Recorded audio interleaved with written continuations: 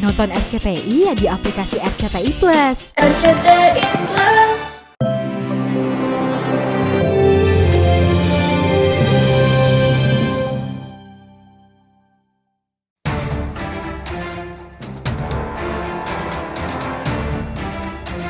Perseteruan Medina Zain versus Marisha Icha yang dipicu oleh kasus tas branded palsu justru bertambah panas.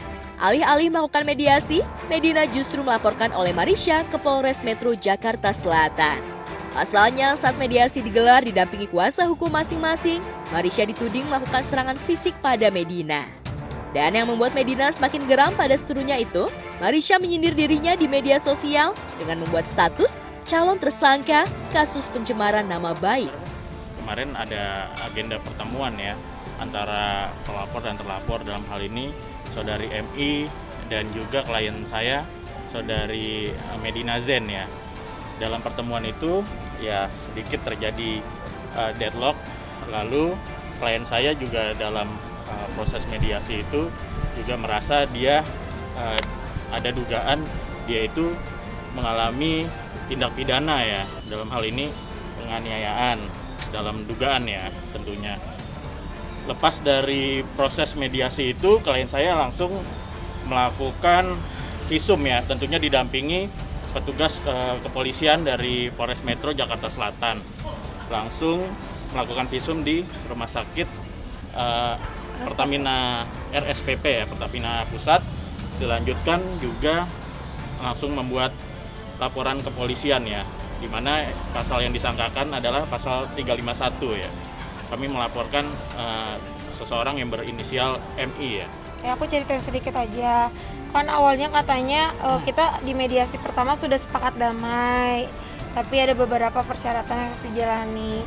Saya sudah menjalani persyaratan tersebut. Tapi di mediasi kedua, ya kan kemarin ya nggak seluruhnya ya, belum seluruhnya selesai, mau dinegosiasikan lagi gitu, tapi malah dia menuduh saya mancing duluan di live katanya gitu.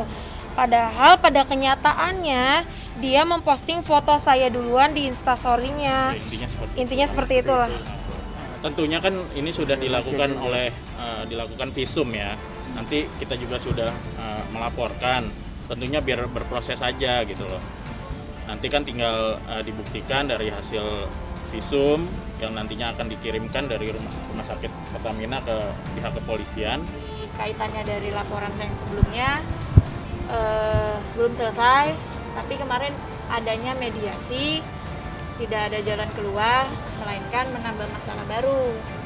Kenapa saya buat laporan? Karena beliau buat laporan juga di Polres Jakarta Selatan, dugaan saya menganiaya.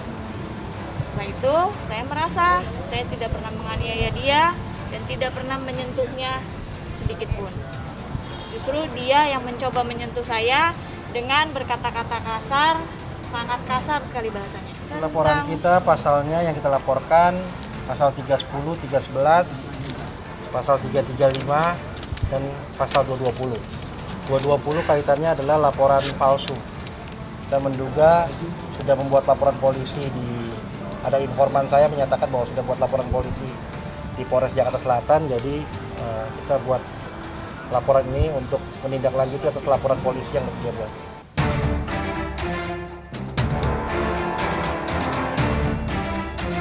Lalu benarkah hasil visum menunjukkan bahwa Marisha mengalami luka-luka akibat serangan Medina? Iya, kita belum mendapatkan pemberitahuan resmi ya tentang kenaikan status sebagai tersangka ya. Saya juga belum dihubungi atau mendapatkan bukti yang valid gitu dari pihak yang berwajib. Tentu sebagai seorang yang awam, ya, seorang yang awam, bukan seseorang yang penegak hukum ataupun orang yang penyelidik itu, bahkan penyidik pun tidak berani berkata-kata seperti itu. Berkata-kata yang seperti itu tuh mendahului ya, itu kurang elok. Mungkin karena orang awam. Bahkan Maci juga sebagai satu profesi lawyer pun mungkin tentu juga tidak akan berani berstatement seperti itu ya pada siapapun ya, tidak berani mendahului. Jadi itu menurut kami ya adalah biarin aja. Intinya sih ya saya akan tetap menjaga Medina, ya kita juga maksudnya janganlah kita suka memancing atau capek seperti itu kan. Penganiayaannya seperti apa? Ya tentunya kan nanti juga ada CCTV, ada saksi juga di situ, dan tentunya kan ada visum gitu. Yang dialami apa aja kan Medina mungkin boleh Yang diduga karena kan kemarin belibet gitu kan, ada yang ngalang-ngalangin kan, suamiku ngalangin, dari pihak mereka juga ngalangin. Jadi kena ini bagian pelipis aku, ya kan, sama bagian kaki. Gitu. Saya nggak tahu karena saya nggak menyentuhnya sama sekali. Kakinya pun tidak, justru dia yang mau tendang saya. Berseteru dengan Marisha Icha dalam 2 kasus hukum berbeda tak membuat Medina gentar sama sekali. Ia seolah semakin getol memanas-manasi Marisha. Yang teranyar, Medina mengaku sebagai sahabat Vanessa Angel. Tahun lalu, almarhumah Vanessa memang sempat mempromosikan klinik kecantikannya dengan bayaran tas branded yang belakangan disebut Marisha palsu. Lalu benarkah gara-gara Marisha memelopori aksi galang dana rumah dana untuk gala, Medina ikut-ikutan ingin membelikan rumah bagi putra almarhum Vanessa dan almarhum Bibi Andriansyah itu? Benarkah Medina sudah menyiapkan budget 3 miliar untuk membeli rumah gala? Udah, aku ke rumah Fuji, aku ke teleponan sama Om Dodi, aku komunikasi sama Frans, aku juga sempat ketemu Pak Haji Faisal, terus bukan Pak Haji Faisal, mamanya, terus pengacaraku juga ngobrol sama Pak Haji Faisal, dan udah ada komunikasi. Kalau dari pihaknya Bibi almarhum, tanggapannya belum ada. Mungkin masih pertimbangan karena kan donasi kan yang ini mereka kan. Tapi kalau dari Om Dodi senang banget gitu karena dia juga akan ikut bantu untuk membelikan rumah gala juga gitu. Jadi dananya bukan hanya dari aku, karena beliau merasa beliau mampu gitu untuk membelikan dan akan membantu juga untuk membayarkan rumahnya gitu.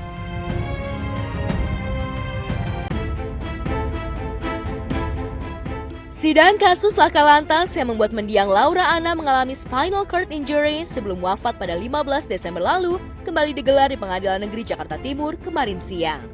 Untuk kedua kali, Gaga Muhammad sebagai terdakwa hadir secara offline di persidangan.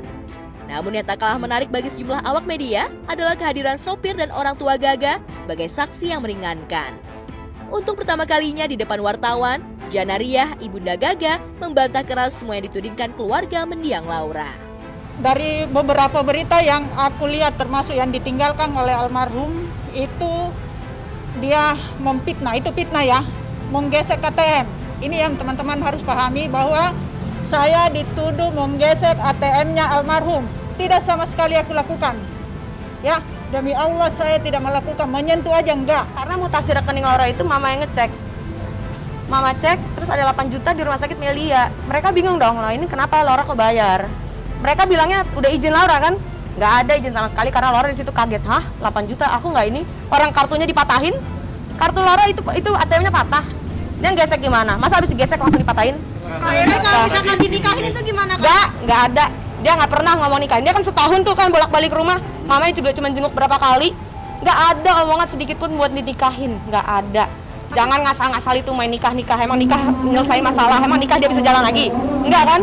Sekarang aja belum nikah aja kayak begini, nggak bertanggung jawab. Apalagi nanti pas udah nikah. Ditelantarin. Iya nggak? Sekarang aja ditelantarin, ditinggalin kok. Pas masuk jalur hukum dia langsung pergi. Nggak mau tanggung jawab lagi sama sekali. Ya, sebagai kakak yang merawat Laura dari lumpuh total sampai bisa duduk di kursi roda, Greta Iren tahu benar seperti apa sakitnya hati sang adik saat diperlakukan tak sepatutnya oleh keluarga Gaga. Bahkan saat operasi pertama yang menelan biaya 250 juta rupiah, keluarga Gaga tak membantu sama sekali. Dengan nada emosional, Greta menyebut orang tua Gaga orang yang berada, tapi tak punya itikat baik untuk menebus kelalaian putranya dalam mengemudi yang membuat Laura lumpuh sampai ajal menjemputnya. Pada saat dia menuntut 12 miliar, aku sudah bilang sama bapaknya, saya tidak sanggup kalau 12 miliar. Kalau hari itu dia minta Gaga pertanggungjawaban, dia minta dinikahi Laura, maka saya katakan ya, oke. pasti saya kasih nikah. Mungkin udah ada obrolan secara kekeluargaan apakah sanggupnya berapa, nominal berapa? Belum. Kita belum ada pembicaraan kalau sampai segitu. Belum ada. Itu betul, itu sebelumnya udah diomongin. Dari biaya rumah sakit, biaya ini, biaya itu semua udah ada. Ada rinciannya dan mereka juga tahu kok berapa banyak yang kita harus keluarin. Ya kan nggak mungkin pada hari H itu saat Laura harus dioperasi, kita harus langsung DP 250 juta. Masa kita yang ngemis-ngemis ke tetangga? Ya kan dia yang perbuat, jadi juga harusnya tanggung jawab juga dong. Iya nggak? Dia nggak ada ngebantuin sama sekali. Terus kenapa sekarang dia protes? Dia nggak usah ngebahasin duit. Kalau gua matre, gua langsung tembak aja 100 M. Ngapain cuma 12? Buat ngeganti kaki adik gua. Apa perlu gua minta ganti kaki dia juga?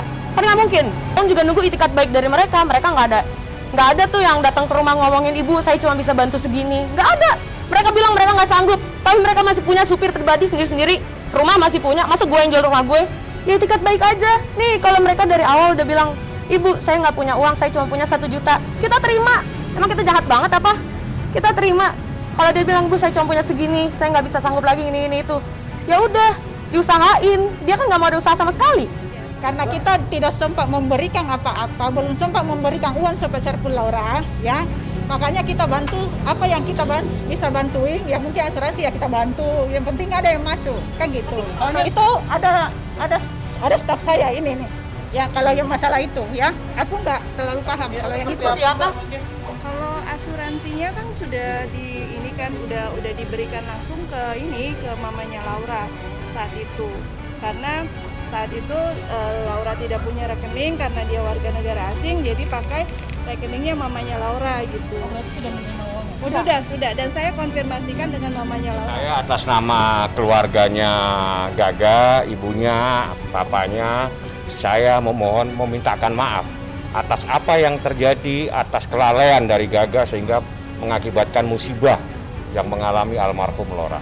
Mohon dimaafkan dan kami meminta maaf. Bang, untuk sidang agenda Kamis apa? Sidang agenda hari Kamis itu saya akan mengajukan ahli kalau memang memungkinkan atau 1 saksi atau 2 orang saksi.